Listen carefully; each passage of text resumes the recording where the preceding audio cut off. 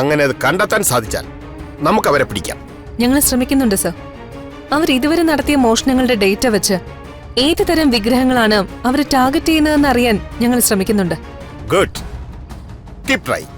പിന്നെ എന്തെങ്കിലും മൂവ്മെന്റ് ഉണ്ടായാൽ എന്നെ അറിയിക്കണം. Okay sir. Okay JD. Sir, ഞാൻ ഈ വീട്ടിലേക്ക് വരുന്നതുവരെ ചേച്ചിയെ എതിർത്ത് ആരും ഇവിടെ സംസാരിക്കാറില്ലായിരുന്നു. ഇപ്പൊ എല്ലാവരുടെയും മുന്നില് ചേച്ചി കുറ്റക്കാരിയെ പോലെയാ. അതെ. ഈ കുടുംബത്തിന് വേണ്ടി മാത്രം ജീവിക്കുന്ന ചേച്ചിക്ക് ഒരു ജീവിതം ഉണ്ടാവണം. ധ്വനിമോൾക്ക് അവൾ ആഗ്രഹിക്കുന്ന പോലെ അച്ഛന്റെ അമ്മയുടെ സ്നേഹം ഒരുമിച്ച് കിട്ടണം. അതിനൊക്കെയുള്ള അവസരം ഉണ്ടാക്കേണ്ടത് നമ്മുടെ കടമയാ. അതൊക്കെ ശരിയാണ്.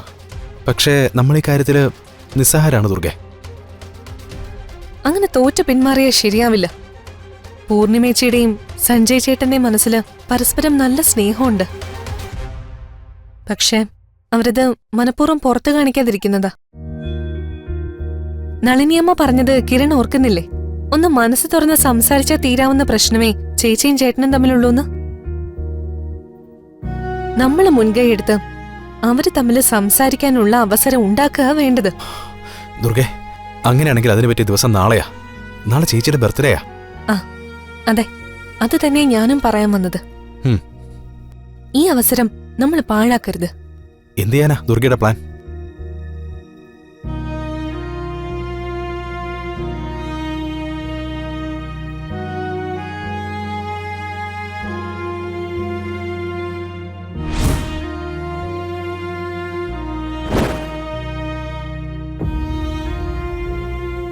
അതൊക്കെയുണ്ട്.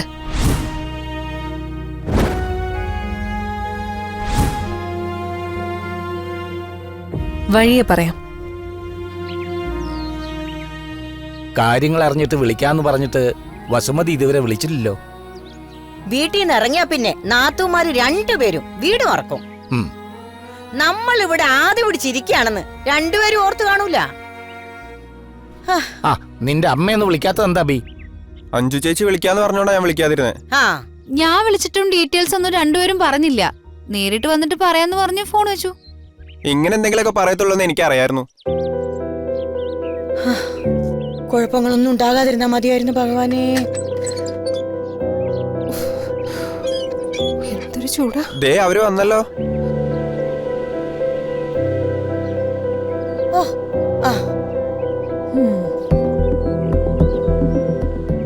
എന്തൊരു ചൂടാ. കുറച്ച് വെള്ളം അല്ല, എന്തായിരുന്നു ഞങ്ങൾ ഇല്ലാത്ത നേരം കൂടി എല്ലാരും കൂടി ഒരു ചർച്ച? എന്റെ പൊന്നു വസുമതി, നിനക്ക് എങ്ങനെ ഇങ്ങനെ സംസാരിക്കാൻ പറ്റുന്നത്? അഷിയുടെ വിവരങ്ങളൊന്നും അറിയാതെ ടെൻഷൻ അടിച്ചിരിക്കായിരുന്നു ഞങ്ങള്. അതെ, പോയിട്ട് വിളിക്കാന്ന് പറഞ്ഞ് നിങ്ങൾ ഇവിടെ നിന്ന് ഇറങ്ങിയിട്ട് ഒന്ന് വിളിച്ചു പോലില്ലല്ലോ. മോളെ, നീയെങ്കിലും ഒന്ന് പറ മോളെ, എന്തായി? ഇനി പറയാം. അമ്മ ഒരു മുത്തശ്ശിയാവാൻ പോകുന്നു.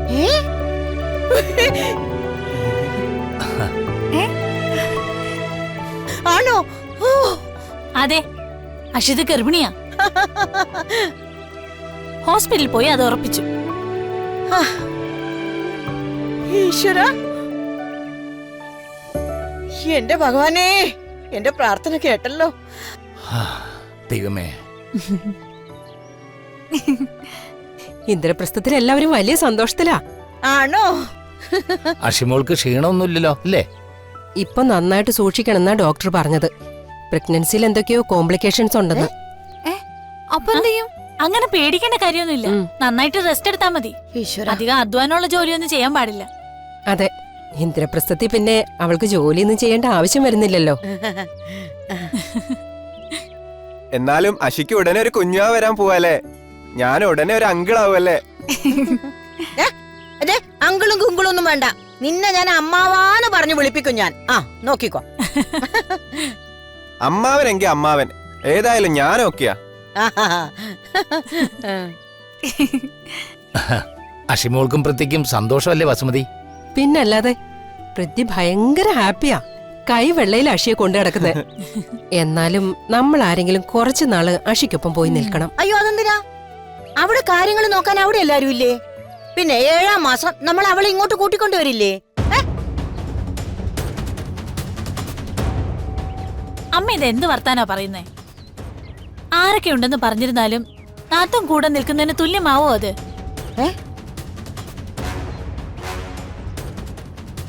ഞാൻ പറയുന്നത് നാത്തൂൻ ഇന്ദ്രപ്രസ്ഥത്തിൽ പോയി നിന്ന് അഷിതമുള്ള കാര്യങ്ങളൊക്കെ ഭംഗിയായിട്ട് നോക്കട്ടെന്നാ. ദേ, ആ അഭിപ്രായത്തോട് എനിക്ക് യോജിപ്പില്ല. ഇവൾ അവിടെ ചെന്ന് നിന്നാൽ അത് അഷിക്ക് ദോഷം ചെയ്യത്തേ ഉള്ളൂ. അതെന്താ അമ്മ അങ്ങനെ പറഞ്ഞേ? ഞാൻ അവിടെ നിന്നാ എന്ത് പ്രശ്നം ഉണ്ടാവാനാ? അമ്മ അങ്ങനെ ഓർത്ത് പറഞ്ഞൊന്നും അല്ല വസുമതി. നീ ഇനി അത് വലിയ പ്രശ്നമൊന്നും ആക്കണ്ട. മുത്തശ്ശി പറഞ്ഞതാ ശരി.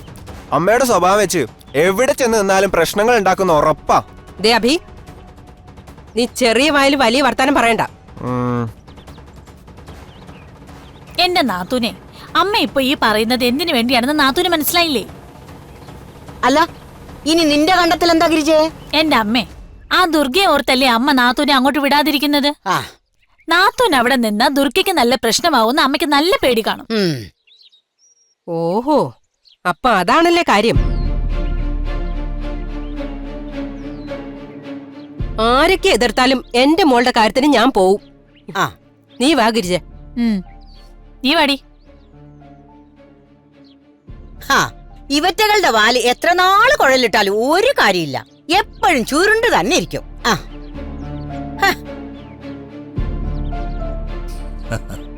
തൽക്കാലത്തെ സന്തോഷത്തിന് ദാ ഇതിരിക്കട്ടെ. തുറക്ക്. ആ, ആ. കഴിക്ക്, കഴിക്ക്.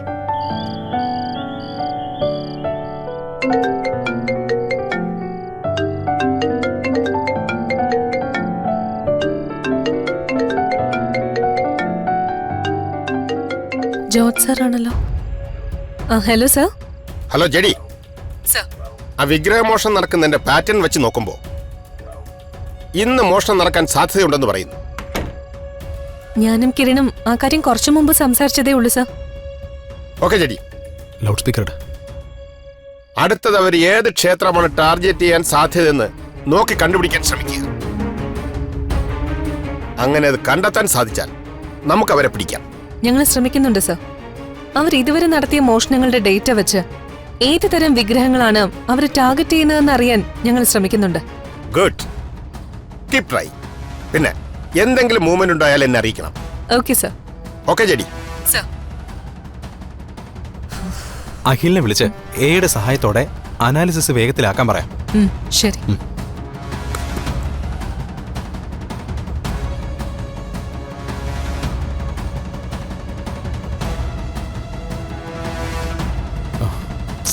കോള് കണക്ട് ആവുന്നില്ലല്ലോ. ലൈൻ ബിസി ആയിരിക്കും. ഇപ്പൊ ഇടയ്ക്കിടയ്ക്ക് നെറ്റ്വർക്ക് കംപ്ലൈന്റ് ആവുന്നുണ്ട്. കുറച്ച് കഴിഞ്ഞ് വിളിച്ചു നോക്കാം. ഓക്കെ.